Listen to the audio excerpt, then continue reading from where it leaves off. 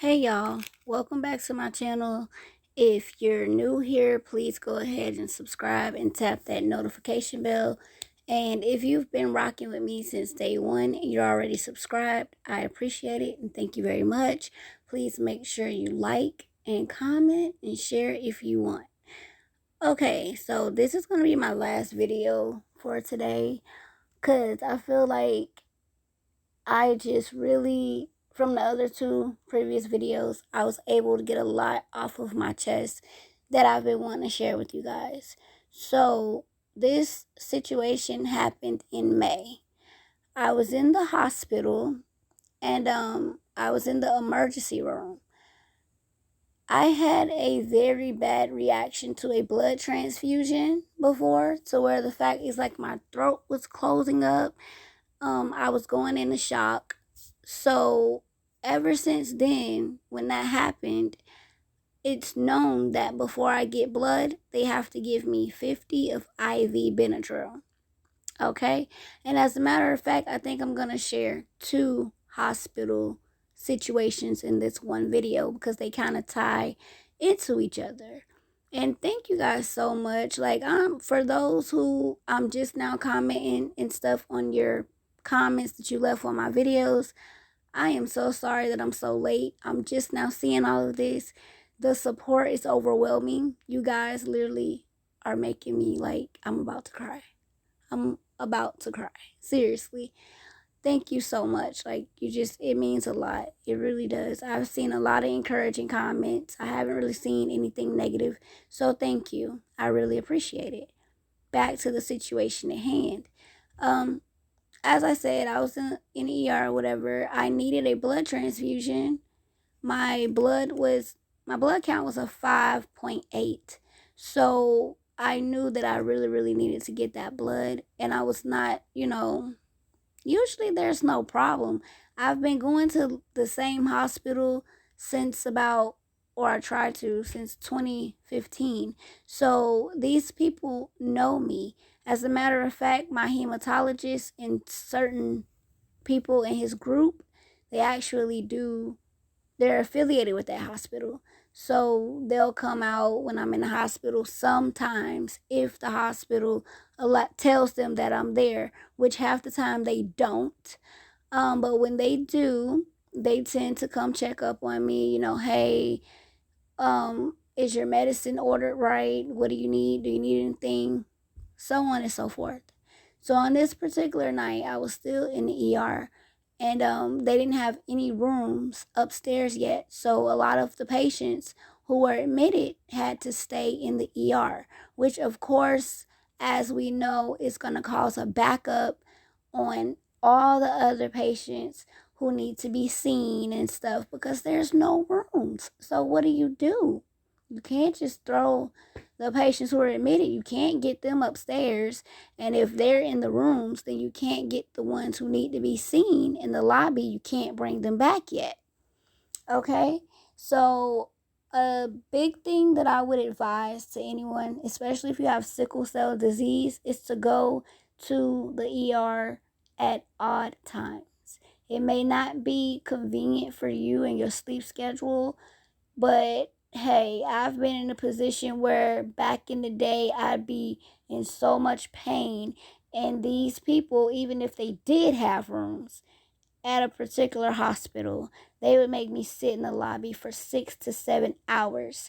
Or they tell the doctor, like, oh, she's here again. And I've had where the physician would come in the lobby and be like, you know what? I'm not helping you. I'm not giving you any help. Weren't you just here? Why are you back? And I'm just like looking around because I'm in a lobby and you're doing this in front of people. And my ex-fiance, he was with me at the time. That happened, and I just looked at him. I turned over, I looked at him, I started crying. I'm like, what did I do? I didn't do anything. I don't feel well. What am I supposed to do? Stay home and die? Like, what are you saying? So they literally, yeah, they play these games. I'm done being silent. I'm done. I'm done. I'm tired of it. I've lost enough of my friends with sickle cell, and now I'm feeling like I'm next up to be lost as well. And it's not fair. Okay, so let me get back to my point.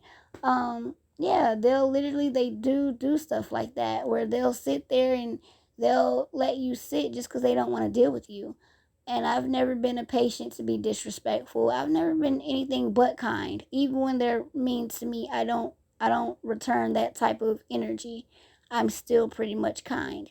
But I will tell you what I do. I do report them, and if the patient advocate doesn't do nothing, which 9 times out of freaking 1,000 they don't, I go and I write the CEO of the hospital. Yep, yep. Just so you know, every hospital has a Facebook page. Go ahead and get in tune with it. They're doing something that they ain't supposed to be doing. You write and you find out who you need to talk to. Because I've learned that these patient advocates, they are on the same frame as those nurses and those doctors who are mistreating you. And before they give you the upper hand, they will stick together. And these situations are going to be prime examples of them sticking together even when someone is wrong. It's sad. All right. So this was in May of 2022. um the nurse that I had, she was very friendly, but it was time for her to go off of her shift. So she's like, hey Kiara, just peeping my head in just to let you know I'm getting ready to leave. My shift is over. And she said they'll be doing your blood transfusion whenever you get to a room upstairs. I said, okay, well, thank you for everything. You have a good night. God bless you. That was the end of that. 2 hours later, this was at 12 o'clock a.m. 2 to 3 hours later, between 2:30 and 3 o'clock a.m., another nurse walks in, right? And at this time, matter of fact, it was two nurses, not just one, it was two. And so I take my phone with me, I take my headphones with me to the hospital. It's to keep me distracted and to get my mind off of the pain that I'm in.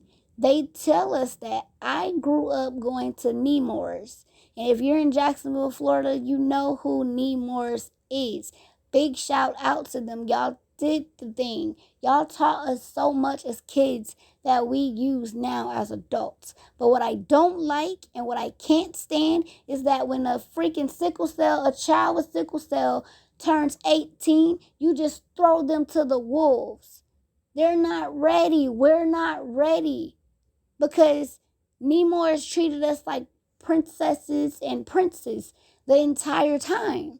You know what I mean? I had a stroke at 9 years old. My mom had just finished washing my hair. And she says like I was coming to her and my left leg was turning in and so was my left arm. It was turning in. And I'm walking to her. She's like, Kiara, stop playing. What are you doing? Stop it. I'm like, Mom, I'm not playing. I don't know. So she called the doctor at the time who was affiliated with Nemours when I was 9. And he's like, ma'am, get her, grab her, pick her up, run to your car, get her to the hospital immediately. She's having a stroke. I'm 9 years old when this is happening. I was on blood transfusions from the time of being 9 years old until I was 19. And the only reason they gave me that extra year was because I had been with them for so long. But like I said, after that, we get thrown to the wolves. We get lost in the system. We don't know what to do because you've been coddled. You've been coddled your whole time. Like you're growing up going to Nemours, it's fun. I didn't even look at it as, oh my goodness, I'm a sick child. I'm getting sick. I got to get stuck with needles. No, I never looked at it like that because they were so kind with how they treated us. They had Nintendo 64, like you could sit in the infusion room, you playing the video games, or hey, you want a movie, you want a drink, you want some headphones, hot chocolate, what you want. They catered to us. They catered to us. And for that, I will forever be grateful. But that didn't prepare me for none of the stuff that I've been going through since, I would say I've been going through this stuff with the medical field since 2012. Consistently. That's 10 years, y'all. 10 years of no mental break. You can't do this to people. You can't do this to people. I didn't ask for sickle cell. My mom had no idea what sickle cell was. She had me at 6 months. She didn't even get to go full term. She had no clue what sickle cell was. She even says to herself, if she knew that my life was going to be like this with this medical field, she wouldn't have had me. She says that, and it makes her feel guilty when she has to sit here and watch me screaming and hollering in pain, and she can't do anything. What can she do? She can't do anything. What? Hand me my pain pills, some Gatorade, and some water? Put a heating pad on my back? I will always have mad respect for Nemours, and that's period. And I'm saying them because they are amazing. They were amazing with us. Okay, but like I'm gonna repeat again, they could never prepare us or prepare me for the things that I was about to start having to go through for no reason. Anyways, back to May. Let's fast forward back to May 2022. The two nurses who were taking over came in or whatever. I'm on my phone. Well, I'm not on my phone, but I got my headphones on. I got my phone laying on my lap. It's playing a YouTube video. I think I was watching the screen recording of a live. So the first nurse, which was the shorter one, says something really freaking like sarcastic. I was about to say, who's on the phone? Like, who does that? Why are you sitting there? Are you video chatting somebody? Who video chats like that? I'm looking at her like, girl, if you don't go find you somebody to play with, Kiara Shanice is not the one. But I will be the one for you today if you don't get up out of here with that foolishness. Like, I'm not finna respond to her. So I look her up and down. I'm like, right. Whatever, baby. Let me tell you something. I don't have no fear of nobody. I don't have no fear. The only one I fear is God. I won't ever fear anybody who can kill the body. I fear the one who can kill the body and the soul. I'm not scared of you, sweetie. I've had plenty of doctors, y'all, threaten me and say, you show up to this hospital again, we're going to put something in your IV and make sure you don't wake up. Yes. Yes, this stuff has happened. Yes, my mother, my brother, and my sister can tell you, yes, these things have happened. I get threats from these people all the time. And it don't even matter if I report it, nothing ever happens. They never do anything. They never do anything. So the other one, like, I don't even know what her problem was. She comes in and she has the blood in her hand or whatever, the unit of blood that I was supposed to be receiving. And mind you, I'm sitting here like, what is going on? Because the previous nurse told me I wouldn't be getting a transfusion till I got upstairs. So this lady, I look at her, she's trying to hook this blood up to me, y'all. She's trying to hook this blood up to me. Now, it's in my history about me going into shock. It's in my history that I'm supposed to be pre-medicated with Benadryl 50 IV. She says, and I said, ma'am, no, no, you're not doing that. I said, don't hook that up to me. No, you didn't, where's the Benadryl? Why didn't you do the pre-medication? You don't hook that up to me. Please, don't do that. I'm being as nice as possible, y'all. This lady look at me and she says, well, I'm not calling the doctor for anything because that doesn't even make sense. You don't make sense. And I'm just like, what doesn't make sense? I'm like, I've had a reaction before. You can't hook that up and you haven't pre-medicated me. I'm not comfortable with you doing that. And you need to go call a doctor because he already knew this stuff. And when I talked to him when he admitted me, he was perfectly fine with giving me the Benadryl. He was perfectly fine with it. So she sits here and she's like, ugh, whatever. I'm not calling anybody. The capsules are just as good, and that's what you're going to take. Or I'm going to go and tell them that you're sitting here refusing to get the blood. Oh my goodness, y'all. Oh my goodness. What? You finna go sit here and tell a whole lie, girl? Why are you doing that? Well, you could just message this man right from your little phone, right from your little computer, mind you, that's in the room. So it would have took nothing for her to just email him, like, or message him or whatever they be doing, and say, hey, you told the patient she could get the IV Benadryl. Where's the order? Now this is where it gets really disrespectful. And you might get mad. If you don't get mad, then you don't have a heart. So she goes and she comes in with like 10, I don't even want to exaggerate like that, 5 Benadryl capsules or whatever. She slams them on the computer, like the little thing. She slams it on there. And I'm like, ma'am, I just told you I get IV. If it wasn't a different sweetheart, then they wouldn't have to be so specific on, okay, get the IV. The capsules are not going to kick in to sit there, and the blood is going directly into me. So how in the heck would taking 5 Benadryl capsules sit there? What is wrong with you, for one? Like, how would that even work? That wouldn't make no sense. That's not going to stop a reaction. They have to do the IV Benadryl 5 to 10 minutes before that blood is started. And that's just how it's been. So she gets even more upset, y'all. You know what? You know what? I don't have time for this. We got a full house and I don't have time for your BS. And she didn't say BS. She said the full word. I don't have time for your bullshit. I'm not dealing with this. She snatches the blood, y'all, off the counter. She snatched the blood and they walk out. And I'm looking. I'm like, did she just curse at me? I know. Hold up. Let me think about this. Hey, am I tripping? Am I tripping? Kiara, is the what? You just cursed at me. And I'm pretty sure the nurse, the little shorter one, she heard it. I'm pretty sure the people in the hallway heard it because I was right by the nurse's station, so I know they heard it, and nobody did anything. She then goes again and lies and says that I said I don't want the blood. I never said that. So all of a sudden, in a way of trying to intimidate me, they have 10 doctors come in at one time. I'm 4'8", y'all. 4'8", 120 pounds. Little. I don't have no fear, but I knew what they were trying to do. They were going to try to freaking intimidate me. So I'm just looking at them. Everyone circling around my bed.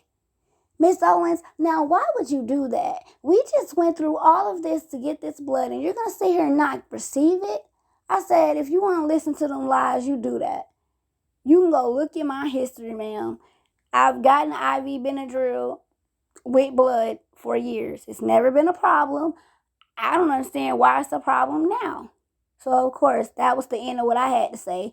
I put my headphones back on, and I started ignoring them. They walked out. So I called my mom, and I'm like, Mom, get up here now. This lady just cursed at me.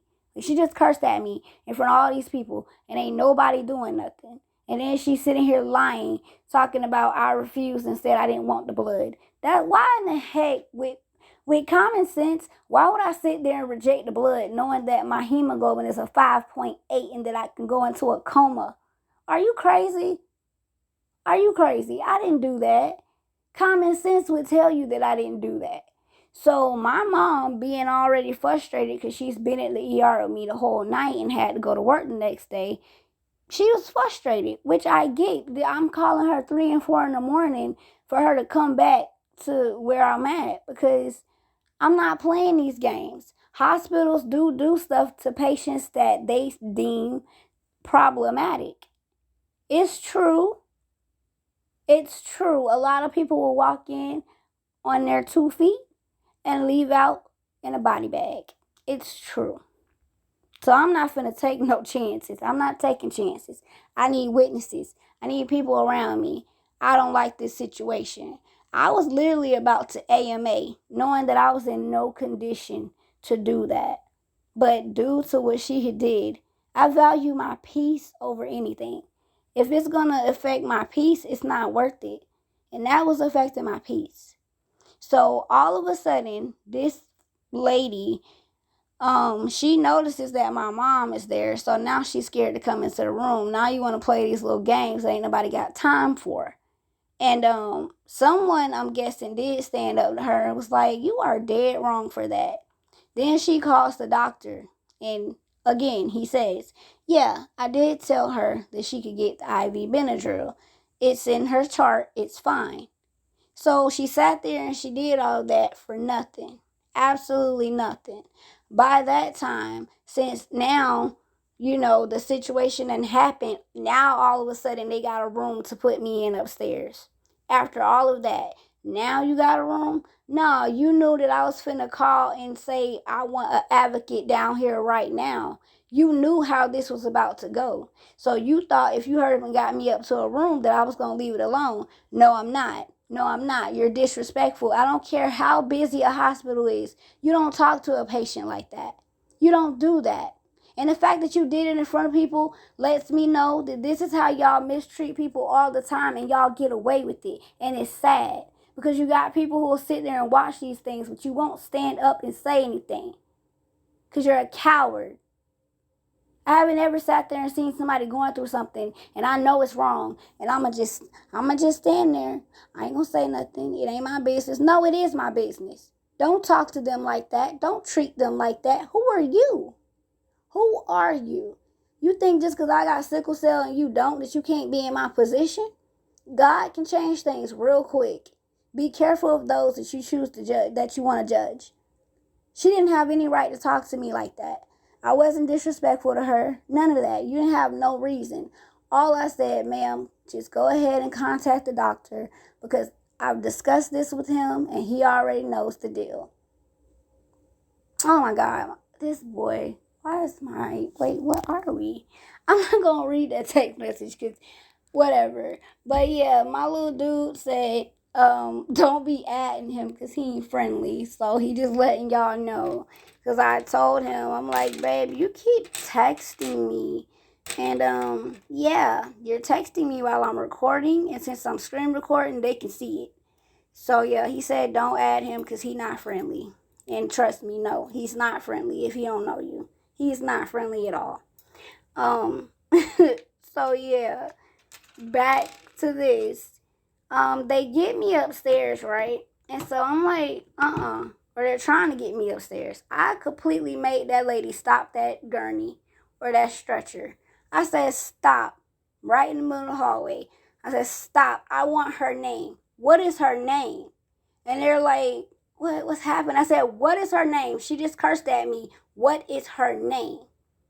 By then, the transporter went to go get the charge nurse who came in, and I told her what happened. And I'm like, I don't appreciate your nurse cursing at me. I don't appreciate her talking to me like that. What is her name? And what is yours? Since you obviously ain't going to do nothing. So she gives me her name. What do we call these people? I'm going to give you a little hint. What do we call the people who go in the Walmarts and they go in all these places and they just want to show off? Or they want to do the most because they think they're above somebody. So they're just, what do we call them, y'all? It starts with a K. Y'all know what we call them. That's her name. Go figure. Fits the situation, right? It definitely does. So when I get upstairs, the advocate comes upstairs. I tell her what happened. And yeah, she never did anything about it. She never did anything about it. She never turned it in.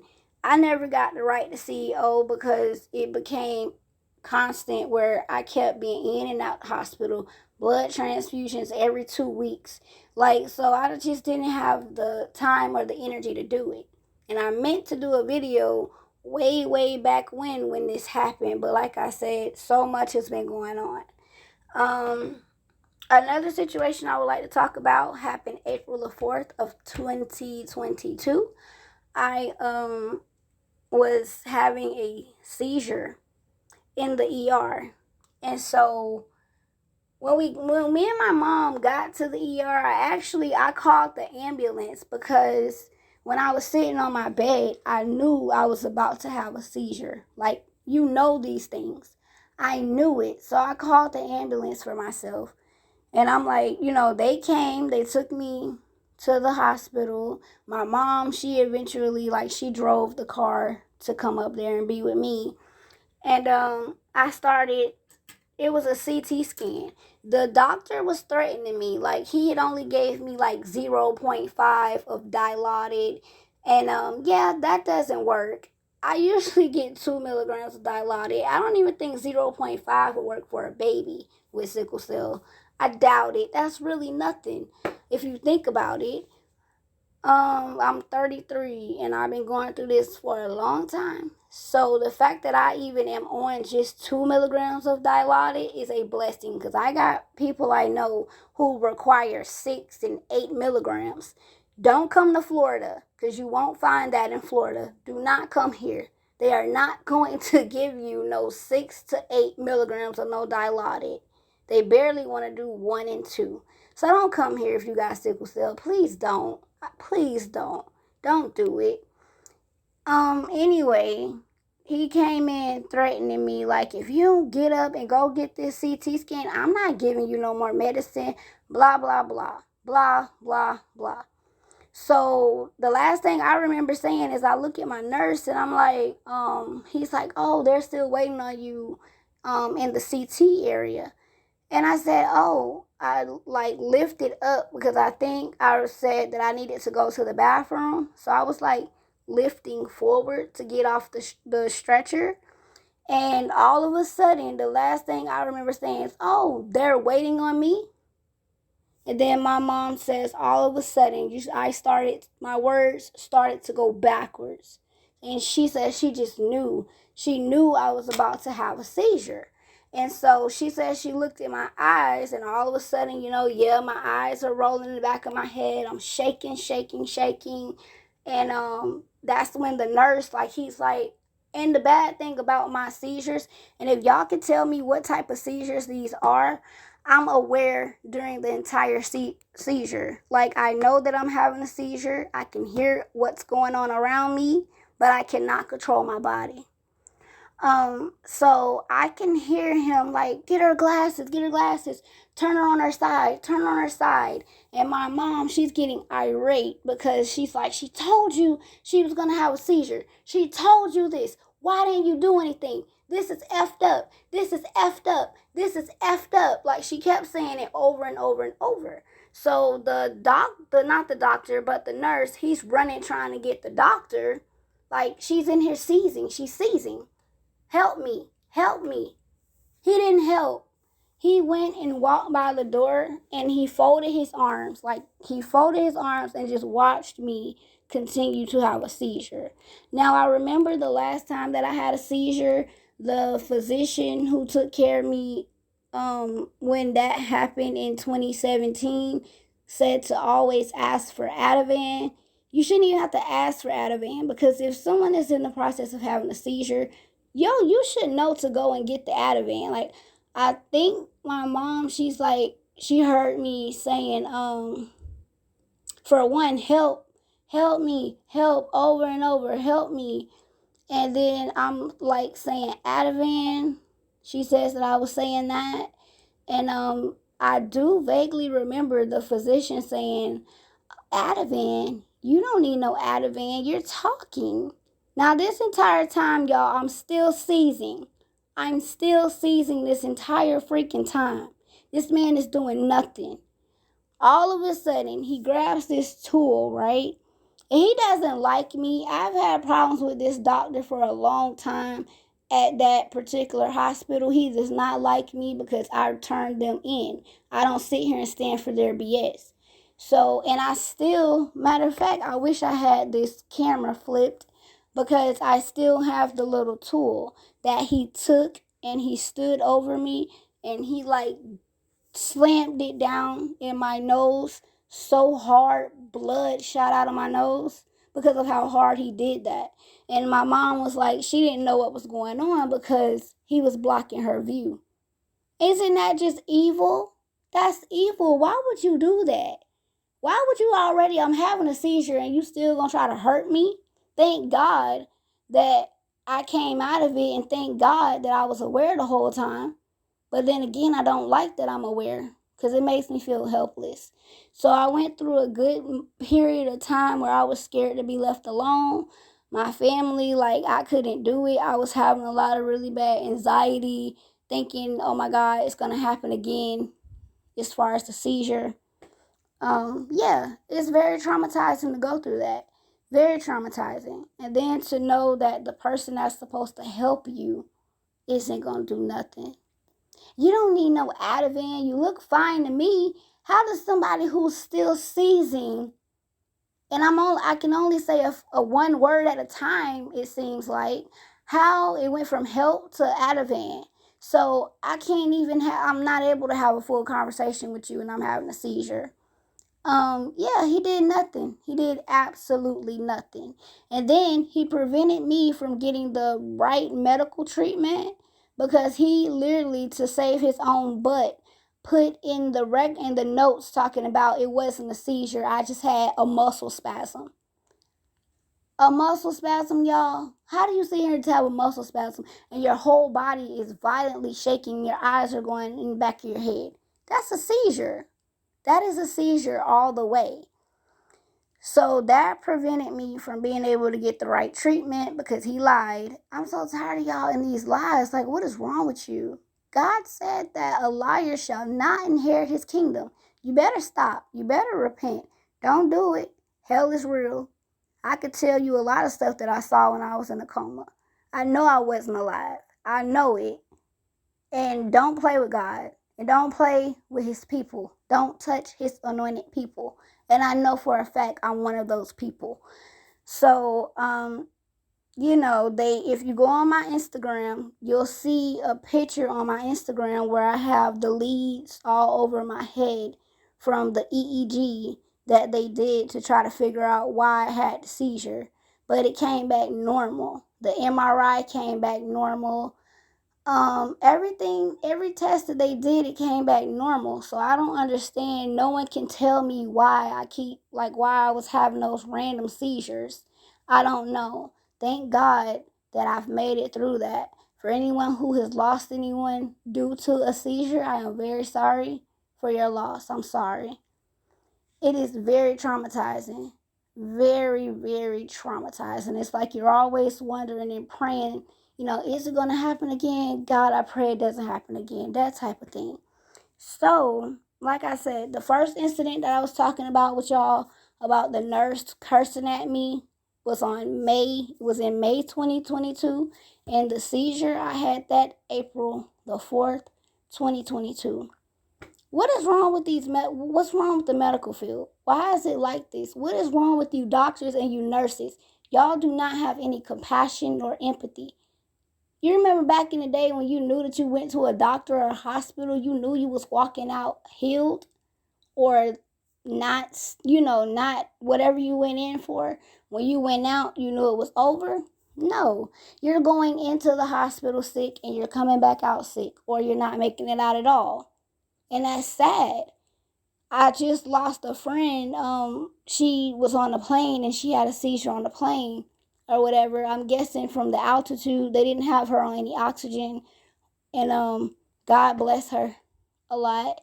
I lost a lot of friends, and it's like you just always waiting and wondering, when is it gonna be your turn? These people don't care. And they definitely don't care about sickle cell. They call us drug addicts. They call us drug seekers. And it's hurtful because we didn't ask for this disease. But I'm going to tell you one thing, I ain't going to stop fighting. And I'm definitely not finna give up. And I'm definitely not going to stop trying to accomplish my goals and my dreams. Just because I got sickle cell, I'm not doing that. And I'm not going to stop speaking out. So I don't care about your little petty little death threats. Oh, you come back here, I'm going to put something in your IV. Because you can do that all you want. But remember, if anything ever happens to me, my words and my YouTube channel will still stand. So you will technically make me immortal.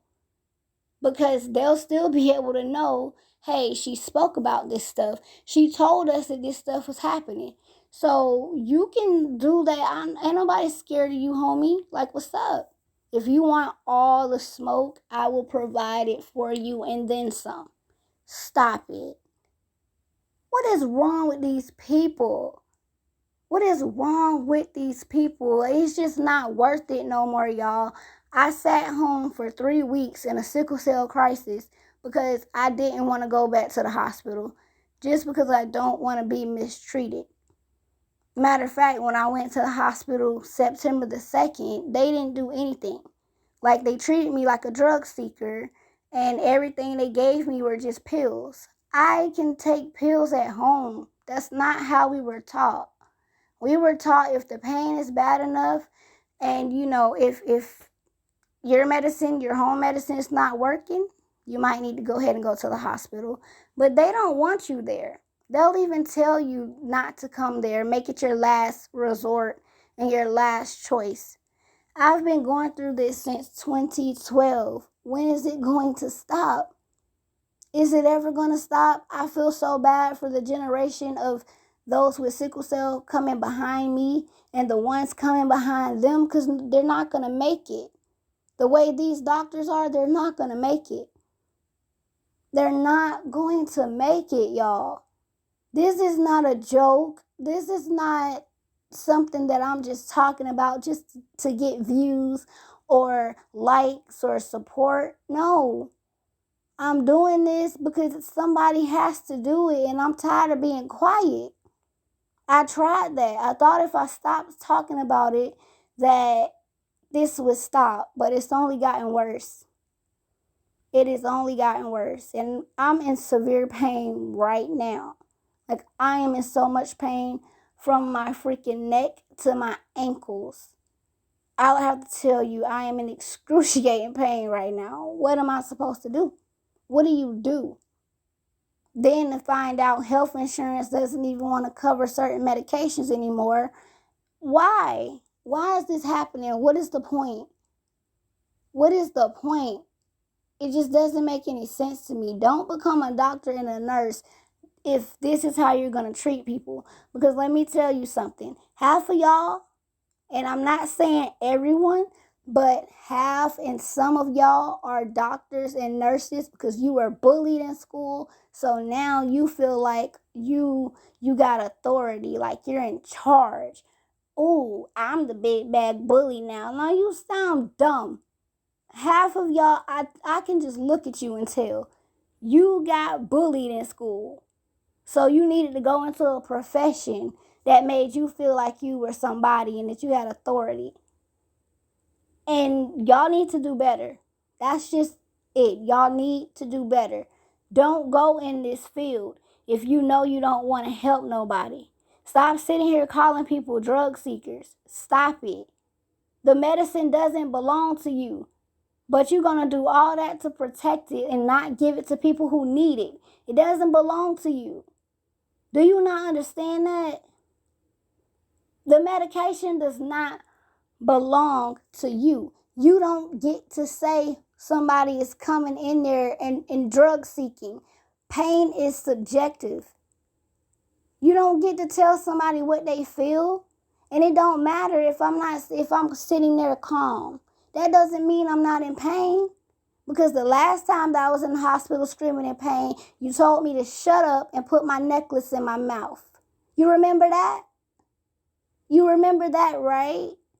But now that I don't let y'all affect me to the point where I'm screaming and hollering and giving you an advantage, now I'm faking. But all my blood tests come back showing that my retic count is a 30. So why am I sitting at home and not in a hospital, y'all? How is it possible somebody's retic count is a 30 and you think that I'm faking the pain that I'm in? No, I'm not. My hemoglobin has nothing to do with my sickle cell. It's about your retic count. The retic count is what shows if you're in a crisis or not your hemoglobin. Your hemoglobin, that's just where your blood level is at. And the last I checked, that was a 7.1. So I don't even know what it is right now. Right now, I could be in the sixes, which is not good. I'm at home with all of this going on because these doctors don't want to do what they're supposed to do. They want to label you. They want to call you a frequent flyer. Like, I ain't never been on no plane. Don't call me no frequent flyer. You got nerve. And another thing, I wouldn't be a frequent flyer if you weren't always there. Do you not have a life, a wife, kids? You don't ever have a day off? You sit here talking about me, you always there too. So that's the only reason you're paying attention to me. It's annoying. And then every time like I go to the hospital and they're taking me to a room, these people stare at me with daggers in their eyes, like they hate me. And I will never have no hate for nobody because I don't know y'all past your first name. It's never that deep. But this is sad. So I just wanted to get that off my chest. I wanted to tell you guys about it because I should have done that months ago when it happened.